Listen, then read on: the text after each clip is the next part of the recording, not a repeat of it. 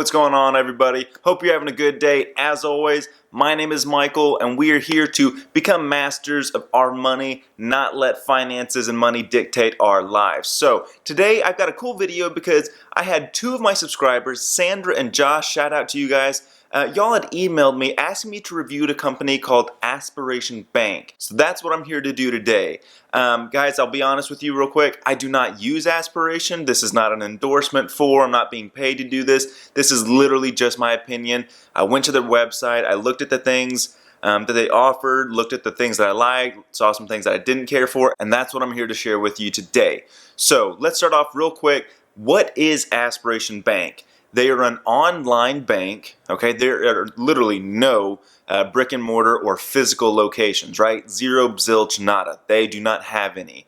But they're an online bank that offers checking accounts, IRAs, and two different types of investment accounts. Now I'm going to start off with mainly just like the checking account and the investment accounts. I don't want to get into IRAs. I haven't made a video on those yet. I'm not an IRA expert, even though I've worked with them before. I just want to go over the checking and the investment account. So let's start off with pretty much just the checking account. What I liked about it, what I don't like about it. Things that I liked. First off, there is no fee to join Aspiration. Now I say there's no fee, and there really isn't, but they've got a pretty unique feature where they say, look guys, it's not going to cost you anything to join, but whenever you set up your account, there's going to be a little questionnaire that says, would you like to contribute to our company? And not only that, but contribute every single month. So they will allow you to contribute between $0 and $10, right? And that's to support them. That's for enjoying the services that they offer. Now it is your choice where you could say, I want to contribute $0 a month, or you can put all the way up to $10 a month. Obviously, they're not going to want you to put in zero, but they give you that ability if you want to. Likewise, they do not want you to contribute more than $10. So it's pretty unique. You could say there is no fee to join Aspiration Bank, or there's up to, $120 a year to join Aspiration Bank. It's really dependent on the way you look at it. So $0 to $10, that's what it costs to join them. Secondly, their account, their checking account, it costs $10 to open it. I mean, that account requirement is super low, so they're allowing pretty much anyone to open up an account with them, and that's pretty great.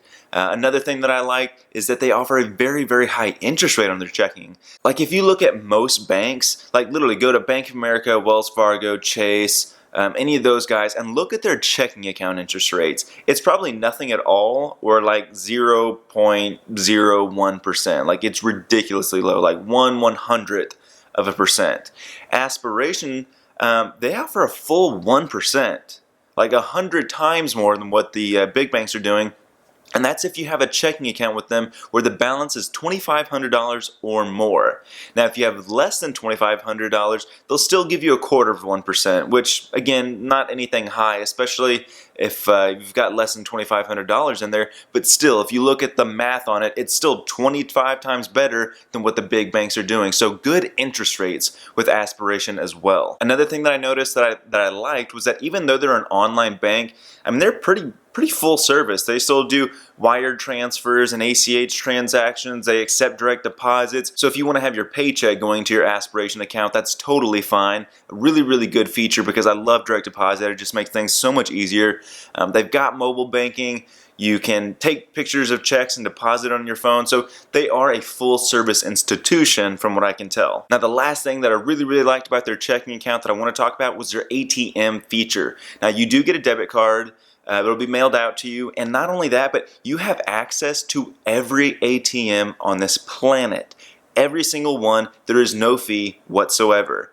Like there's their in-house ATM network where if you go in there, just flat out don't worry about a fee whatsoever. But even if you go outside of that network, if that other company charges you a fee, they are going to reimburse you every single fee at the end of the month, even if it's an international ATM. So really, really cool feature. I personally don't use ATMs almost ever, but for those that do, I imagine that feature to be able to use any one you want without ever having to worry is a really, really good feature to have. So kudos to Aspiration on that service.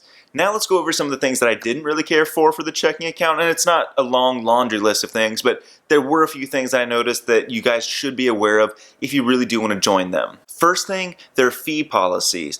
I'm actually going to show you here real quick a list of all the fees that they show in their fee schedule, and a lot of these fees are fairly reasonably priced compared to a lot of the big banks, but there's one thing in particular that I really just don't care for, and that is like their fee for if you overdraft and your account stays negative. You know, it's one thing to charge a fee for overdrafting. Like, I get that. Their fee is $25 and that's lower than a lot of other places, but they also have a fee that says, look, if your account is negative for more than 5 days, we're going to start charging you $5 a day for the next 30 days until you get it to a zero balance or positive.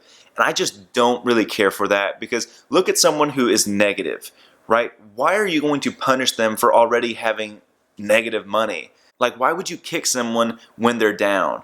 I know maybe that's like inspiration for them to get their account balance back to zero or positive as quick as you can. Maybe you even refund a lot of those fees. I have no way of knowing that, but I just do not like the idea of charging someone a fee for being negative on top of an overdraft fee. Like, just, again, not a fan. Now, the next thing I want to talk about is their hold policy. Now, guys, keep in mind, I've worked at a financial institution for over 8 years, and in that time, I've always worked at like a physical location. Like, it was a branch you could walk into. That's how you're going to open up your account, do all that stuff. So I'm used to it that way, maybe the old school way. But their hold policy says, look, for the first 30 days, your account's a new account, and we're going to have like a little bit of a lengthier hold policy. If you deposit a check, we're going to hold it for 5 business days. Cash, it's going to be 2 business days, and I'm going to get into that in a second. But even after that 30 days is up and you've got a normal account, it looks like every single check that you're going to deposit is going to have a 2-day business hold. Even if you mail it in, if you deposit it through an ATM, if you do the mobile banking deposit, like any check is going to be on hold for 2 business days.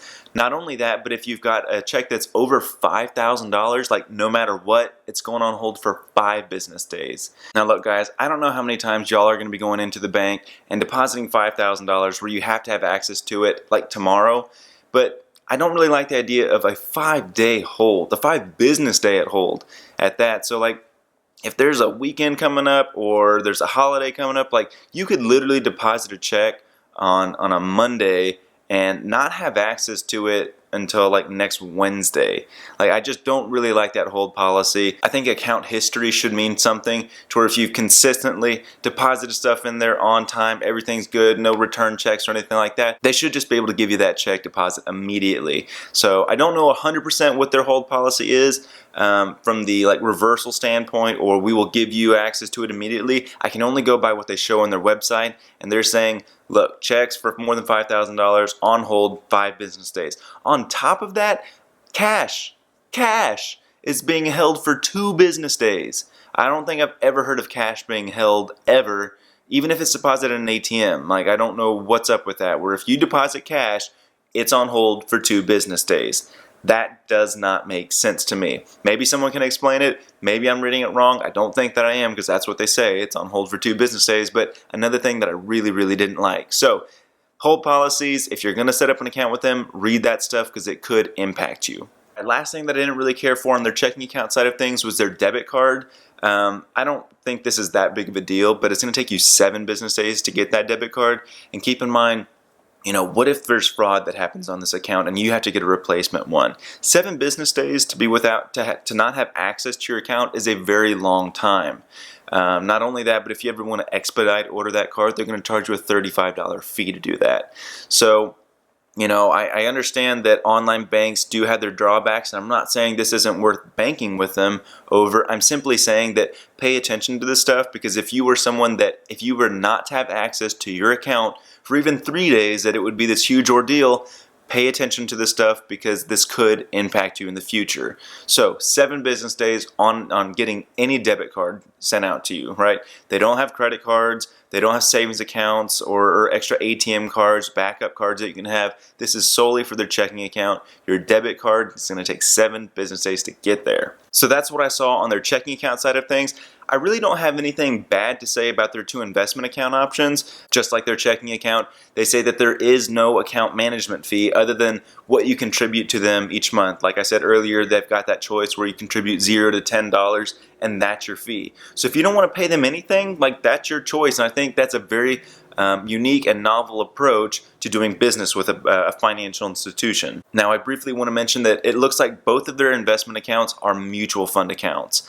One of them is called the Redwood Fund. The other one is called the Flagship Fund. The Redwood Fund is pretty cool in the sense that they are investing whatever you decide to contribute towards very socially responsible programs, very environmentally friendly programs, very progressive companies, right? They say it's good to have a return. In fact, we want you to have the greatest return that you can, but at the same time, we also want to focus on long-term gains with companies that have sound fundamentals and are forward-thinking, because we think that that is the way for success in the future. That is what is going to bring on the most success in the investment market, and these are the companies that we want to see grow. So I think that is a very cool feature. I don't use them, however, I think it's great. What if your return with two companies was 15% a year, right? Well, one company you found out they're investing in big oil and companies that make poor products and take advantage of people, anything like that, right? Stuff that's negative, right? Or would you rather say, I'd rather have 15% for companies that treat their workers extremely well, that are trying to help the environment, that are trying to promote gender equality? Obviously, I'd rather go the latter route. So I think it's a really, really cool feature that they have through this Redwood Fund to contribute to companies that are extremely morally sound.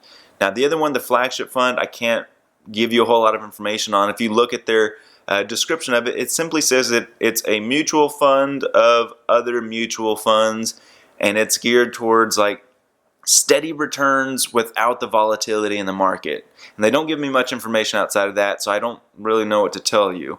However, I would say that if you look online, they do have a lot of good reviews. I can't tell you what my personal rate of return is with them because I don't use them, like I said. So that's what I saw out of Aspiration Bank. They seem to be a pretty cool company, one that I would gladly support if I were looking for a new institution. But at the end of the day, like I said, I've got my history already with my credit union. I'm not looking to go anywhere soon.